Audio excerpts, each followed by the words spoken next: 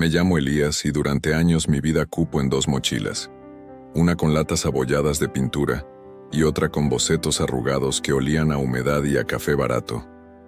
Si cierro los ojos todavía puedo escuchar la respiración del barrio a primera hora, los triciclos chirriando sobre el asfalto roto, los pregoneros ensayando voces para espantar el sueño, el rumor de las casas que se encienden como luciérnagas cansadas.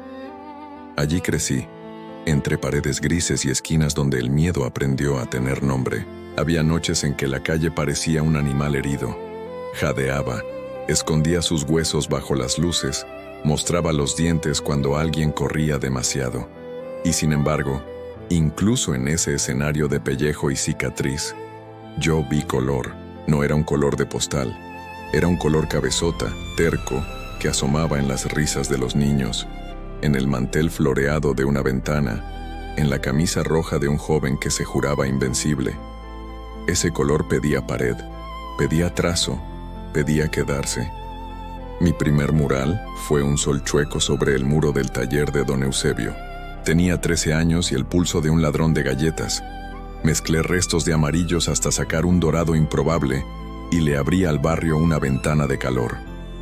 La gente se detuvo, primero para reírse, luego para quedarse callada. Los niños señalaron. Las madres respondieron con un «Mira qué bonito», que me clavó un clavo de orgullo en el pecho. Ese día entendí que un muro puede ser más que ladrillos. Puede ser espejo, altar, megáfono. Desde entonces firmé luz con letra pequeña al pie de cada pintura, no porque me creyera faro, sino porque quería recordar que el barrio todavía tenía un interruptor.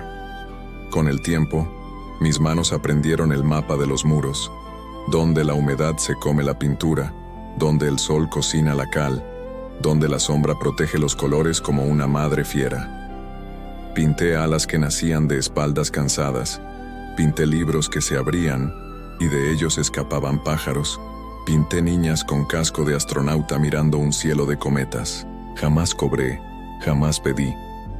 El único pago que me importaba era ese silencio denso que a veces se juntaba frente al mural cuando la gente dejaba de hablar para mirar. En ese silencio cabía la posibilidad de otra vida. Claro que no a todos les gustó. Hubo quien dijo que ensuciaba, que lo mío no era arte sino pinta de pandilla. Aprendí a convivir con las patrullas que frenaban a mi lado solo para marcar territorio. Una tarde, mientras estaba dando luces a la mirada de una madre que cargaba a su hijo, un policía observó el ángulo de mi escalera y murmuró: «Si vas a pintar, que sea dentro de las líneas». No supe si hablaba de estética o de obediencia. Comprendí, eso sí, que para algunos un pincel es más sospechoso que un cuchillo. Seguí pintando, más despacio, más de madrugada, como rezando bajito en una iglesia ajena. Vivía en un cuarto mínimo, alquilado, con manchas de humedad que un día convertí en constelaciones. Tenía un colchón, una hornilla y un cuaderno donde anotaba frases que escuchaba en la calle. «Hay días que solo pido llegar», escribió una vez una mujer frente a un mural. Esa línea se volvió columna en mi cabeza. Boceté un proyecto grande: cubrir el puente del canal con una paloma saliendo de un corazón roto. Me imaginaba a los niños pasando por debajo como si atravesaran el pecho de la ciudad y salieran con plumas en los zapatos. Pero no llegué. Antes de que el primer trazo tocara ese concreto, otro trazo, mucho más torpe y cruel, me marcó a mí. Entonces vinieron los pedidos de la esquina, la pared vacía frente a la canchita, la fachada muerta del mercado viejo. Yo iba con mis latas y mi escalera remendada como quien lleva pan recién horneado. El barrio me prestaba sus sombras para esconderme del sol, y yo le devolvía color para espantar el miedo. Pintar, en mi mundo, era una manera de quedarse, de no dejar que la ciudad te expulsara gota a gota. Pintar era decir «estoy aquí», sin gritar. Y sin embargo bastó una tarde pegajosa, 2 patrullas y un par de miradas pequeñas para que mi nombre empezara a cambiar de boca. De luz a vándalo, de artista a sospechoso, de sueño a expediente. Fue en la pared ciega frente a la cancha, esa que olía a pelotas mojadas y a merienda compartida. Los chicos del barrio me habían pedido algo que les recordara que estudiar era otra forma de aprender a escapar. Dibujé entonces a un niño abriendo un libro del que salían pájaros hechos de letras. Cada pájaro llevaba una palabra en el ala: futuro, trabajo, casa, abrazo. Durante 3 días pinté bajo un sol que partía los hombros. 2 madres me alcanzaban agua con limón. Un señor barrió la vereda para que no se pegaran las hojas al esmalte.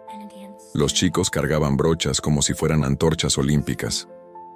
A ratos, el barrio parecía una fiesta chiquita alrededor de un muro. A ratos alguien pasaba y decía qué pérdida de tiempo, y seguía de largo como si no hubiera visto nada. El 4.º día llegaron. 2 patrullas, sin sirena, con el motor masticando la tarde. Uno de los agentes descendió con una carpeta. ¿Permiso municipal?, preguntó, sin mirar el dibujo. Empecé a explicar que la pared estaba abandonada, que los vecinos querían esto, que la escuela había prestado sillas para que los niños vieran el proceso. ¿Permiso municipal?, repitió, como si yo hablara en otro idioma. El segundo abrió mis latas y las volcó despacio sobre la vereda. Verdes, azules, rojos, amarillos, formaron un charco extraño, como un arco iris que alguien apuñala. Los chicos se quedaron quietos, con los dedos pintados, y yo sentí que se me quebraba algo que no tenía hueso. Me esposaron. Daño a la propiedad del Estado, recitó el de la carpeta. En la comisaría, las preguntas ya venían con respuesta. ¿Con qué banda trabajas? ¿Qué significa ese pájaro? ¿Qué zona marcaste? ¿Quién te paga por esto? Les hablé de símbolos, de esperanza, de niños que necesitan verse en algo, alguien distinto. Para ellos, mis palabras eran ruido. Los códigos son claros. Alas significa X, libros significa Y. Insistieron. Los códigos eran suyos, el mural, mío. Pasé la noche en un cubo húmedo donde la pintura de las paredes había renunciado años atrás. Miré mis manos con costras de color seco. Pensé en lo irónico. Toda una vida intentando salvar paredes del gris, y ahí estaba, respirando un gris que se me metía a la sangre. Me soltaron con una multa y una advertencia. Caminé de regreso buscando consuelo en la calle, pero al llegar a la cancha la pared estaba enterrada bajo brochas negras. Propiedad municipal, prohibido pintar. Un rectángulo de aviso ocupaba el lugar de la palabra futuro. Era como si hubieran borrado el puente que yo tendía entre los ojos de los chicos y el mañana. El barrio miró para otro lado. A veces el miedo tiene la forma exacta de una patrulla. Los días siguientes olieron a pintura derramada y a hostilidad. Un funcionario del ayuntamiento trajo una notificación. Prohibición expresa de realizar murales en cualquier espacio público. Reincidencia, decía. Yo guardé el papel en una carpeta de cartón y me quedé sentado mirando el techo de mi cuarto, donde las constelaciones habían empezado a descascararse como piel vieja. Fue entonces cuando apareció Mariana, periodista joven, cuaderno de hojas dobladas y ojos que preguntan incluso cuando callan. Me escuchó sin interrumpir, pidió fechas, sacó fotos de mis bocetos. Vi tus murales antes de que los taparan, dijo. No solo eran bonitos, tenían un orden, una gramática, eran mensajes, tal vez demasiado claros para algunos. No supe si llamarlo halago o sentencia. Días después regresó con una carpeta. Había impreso capturas de campañas oficiales, promesas sobre escuelas nuevas, consultorios, luminarias. En paralelo, fotos de mis paredes, alas, libros, manos que se tomaban. ¿Ves?, me mostró un mapa. Donde había propaganda, al poco tiempo tapaban tus murales. Donde tú pintabas esperanza, ellos necesitaban silencio. El artículo salió un domingo. El barrio que quiso hablar y lo mandaron callar. Mi nombre no importaba. Importaba esa voz plural que a través de mis trazos se estaba encendiendo. Pero el ruido trae ojos, y los ojos botas. Esa noche 3 sombras sin insignias entraron a mi cuarto. Reventaron latas, partieron mis bastidores, me empujaron contra la pared. Deja de pintar, deja de hablar. El olor a disolvente me hizo lagrimear. Cuando se fueron me quedé sentado en el piso, respirando, rodeado de charcos que parecían lagunas rotas. En el ángulo más oscuro, encontré un bote azul intacto. Salí antes del amanecer y en la tapia atrás de mi casa escribí: podrán borrar los colores, pero no los sueños. Volví, me lavé las manos y esperé a que el barrio respondiera. Respondió al día siguiente. Primero fueron 2 niñas que dibujaron con tiza corazones al pie de la frase. Luego, alguien pegó con cinta una hoja con la palabra gracias. Después, comenzaron a aparecer flores de aerosol tímido en esquinas cercanas. Nadie firmaba, nadie pedía permiso. El barrio, mudo durante tanto tiempo, estaba ensayando otra vez su voz. Vi a un señor que nunca hablaba sostenerle la escalera a un adolescente que coloreaba un triángulo gris del pasaje. Vi a la señora del puesto de jugos regalar vasos a un grupo de chicos que se manchaban las manos. Los colores, como la risa, son contagiosos cuando te los quitan demasiadas veces. La reacción oficial fue predecible: más patrullas, más carteles de prohibido, más brochas negras. Pero algo había cambiado. Por cada muro que tapaban, 2 amanecían con nuevas figuras. No eran mis murales, eran los suyos. Algunos torpes, otros hermosos, todos necesarios. Mariana volvió con la cámara y registró ese ir y venir de capas. Su segundo reportaje no hablaba de mí, sino de nosotros. Un barrio aprende la gramática del color. Contó historias que yo nunca supe. La de un padre que pintó un par de alas para su hija y le dijo: pruébatelas. La de una maestra que dibujó libros para sus alumnos y les explicó que leer también es pintar por dentro. La de una abuela que estampó un limón porque, según ella, la vida pica pero también despierta. No tardó en llegar la acusación grande. Un fiscal me citó a declarar: incitación al vandalismo y nexos indirectos con grupos barriales. La carpeta venía con fotos de mis murales antiguos, subrayadas con marcadores fluorescentes.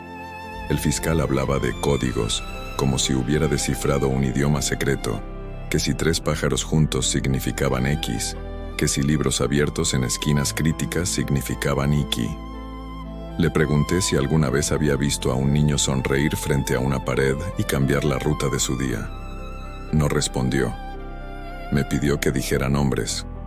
Dije: barrio. No le gustó. Me soltaron sin medidas cautelares, pero con una advertencia que era amenaza. Una chispa más y te apagamos la luz para siempre. Caminé de vuelta por calles con carteles que me llamaban lo que no soy. Pasé frente al mercado. Habían tapado de negro mi paloma pendiente. Frente a la cancha, la frase «El conocimiento te libera» reapareció en tiza, escrita por una letra infantil. Sonreí, porque hay cadenas que un borrador no entiende. Mariana, incansable, siguió tirando del hilo. Descubrió que uno de los agentes del primer operativo estaba contratado por una empresa de publicidad que ganaba licitaciones para cubrir paredes conflictivas con campañas. Conflicto, al parecer, era sinónimo de memoria. Mostró correos, cruzó fechas, publicó nombres. La nota se compartió como pólvora encendida. Los programas de radio del mediodía, que siempre hablan de fútbol o del precio de la papa, dedicaron 10 minutos a la pregunta incómoda: ¿es vandalismo escribir esperanza? Esa semana, improvisamos en realidad, una exposición en el centro comunitario. Proyectamos fotos de murales caídos sobre un lienzo blanco y al terminar, dimos pinceles a quien quisiera repintar encima. Llegó más gente de la que cabía. Un niño preguntó si podía pintar su miedo, y luego le arrojó amarillo. Una mujer mayor dibujó un techo y debajo escribió «Hogar». Un joven tatuó la palabra «trabajo» en una esquina y la repasó 4 veces, como para que no se le borrara más. Me tocó hablar al final. Me temblaron las manos como cuando tenía 13. Me acusaron de manchar muros, dije, pero yo pintaba libertad. Un silencio ancho y un aplauso con nudo de garganta me abrazaron. Creí que ahí terminaba todo, con una comunidad mirándose en un espejo de color. Pero al poder no le gusta que la gente se descubra guapa. De noche volvieron los borrones, pintura negra por encima de todo, como lluvia sucia. Pero esa vez, a diferencia de otras, amanecimos con cámaras. Vecinos grabaron manos y placas, guardias bajando cubetas, camionetas de la empresa de siempre, y 900. Ese video, subido sin edición, hizo más que mis murales. Volvió imposible volver a decir que la pared se había ensuciado sola. La ciudad entera lo vio, y cuando una ciudad entera ve, alguien tiene que responder. El fiscal retiró en silencio la acusación más absurda. Quedé aún con una multa y un expediente abierto, pero ya no era el delincuente perfecto. El ayuntamiento, acorralado por preguntas, anunció una mesa de diálogo sobre el uso de muros públicos. Fui con mi cuaderno y con la palabra amarrada con hilo para que no se me cayera de los nervios.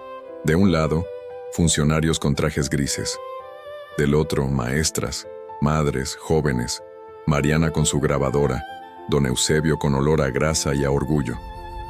Hablamos de permisos, de horarios, de paredes que nadie reclama y de paredes que deberían reclamar todos. No fue fácil. No hubo abrazo final ni foto con sonrisas falsas.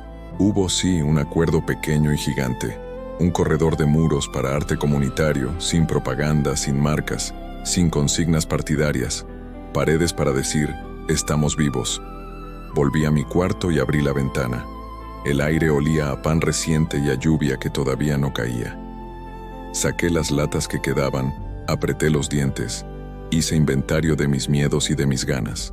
Aprendí a escribir oficios, a leer convocatorias, a decir no cuando alguien quería colarse con discursos ajenos a lo que el barrio pedía.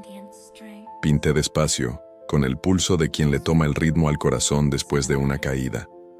A veces me detengo a mirar cómo una madre señala a su hijo las letras en una pared y se las lee en voz baja. A veces me río cuando encuentro debajo de un puente un colibrí trazado por una mano claramente torpe y claramente feliz. Mariana siguió acercándose con historias. Me mostró una foto que todavía guardo. Una niña posando frente a un mural con alas, sonriendo como si de verdad le pesaran. Es la hija de un albañil, me dijo. Le pidió a su papá que la trajera porque en la escuela la molestaban y quería ver si aquí se sentía grande.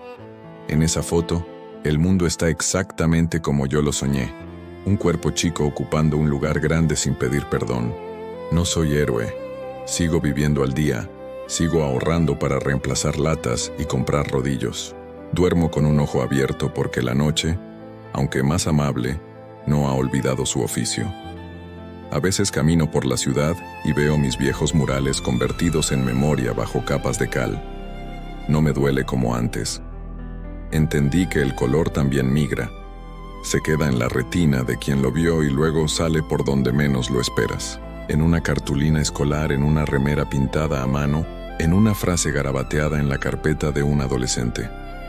Si vienes alguna vez por estas calles y te paras frente a un muro mío, o de cualquiera, date un minuto. Mira el trazo que tiembla y el que manda. Mira dónde se insoló el esmalte, donde la sombra le hizo de guardián, donde el color se empecinó en no ceder. Ese minuto es la diferencia entre pasar y pertenecer. Eso es lo que siempre quise, pertenecer a un lugar que durante años intentó expulsarme. Me llamo Elías. Firmo Luz en letra pequeña al pie de lo que pinto, porque no necesito más espacio que ese.